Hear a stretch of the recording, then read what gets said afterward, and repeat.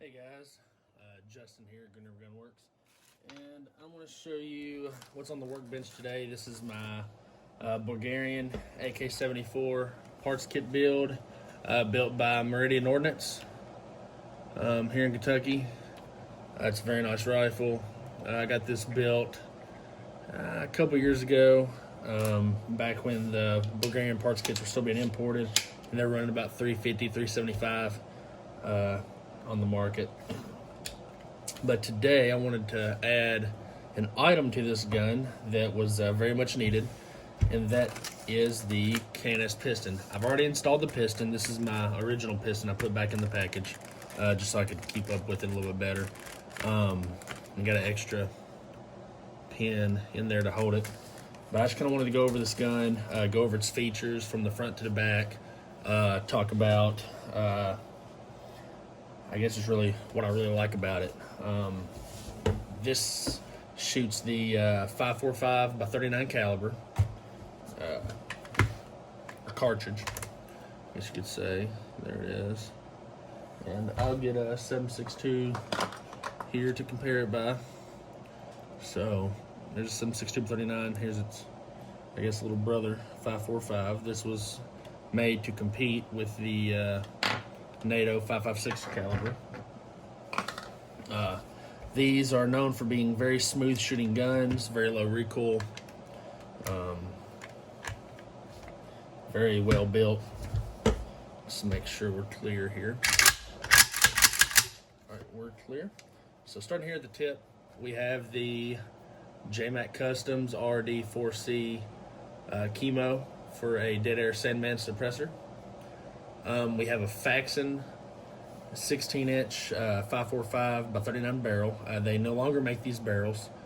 We have a JMAC Customs GBC 13 gas block front sight combo. We have an Ultimac here with the Vortex Spark 2. I have not had any heat issues with this. These Ultimacs get pretty hot. I was kind of worried about it, but I wanted to kind of torture this optic. Even after quite a few mag dumps in a row, the optic still functions, doesn't really lose its zero either, still holds pretty good zero, and just the Bulgarian lower handguard here. Going back, got your standard rear sight, come with the parts kit. Come back here, we have the ALG Ultimate trigger.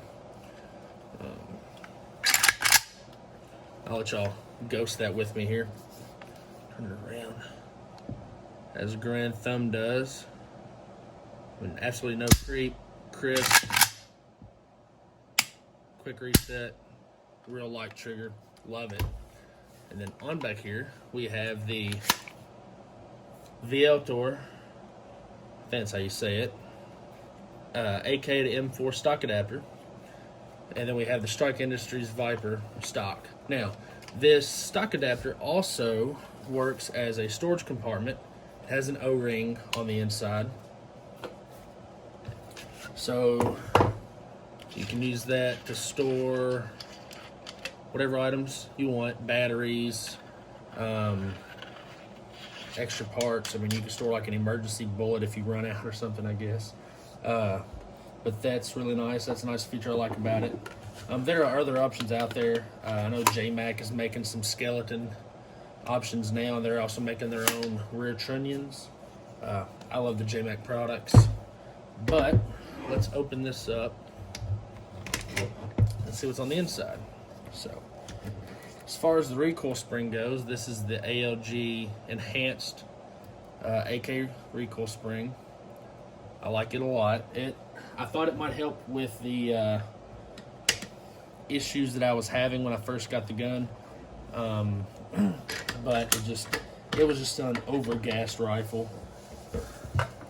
But here is the main reason I wanted to do this video.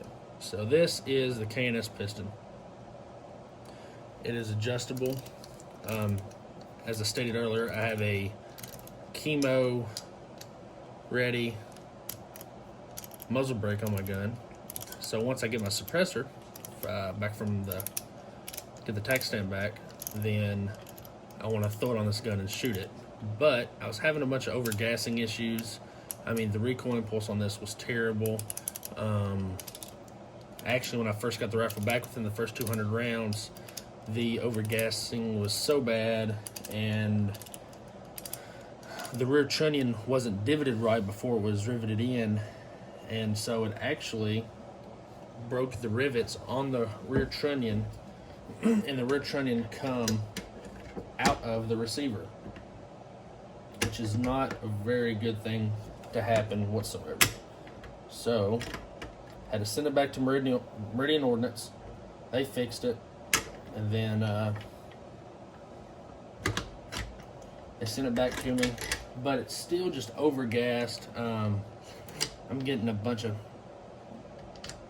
just unnecessary recoil, in my opinion. It actually feels like it has more recoil than my Wasser does, and that shouldn't be the case.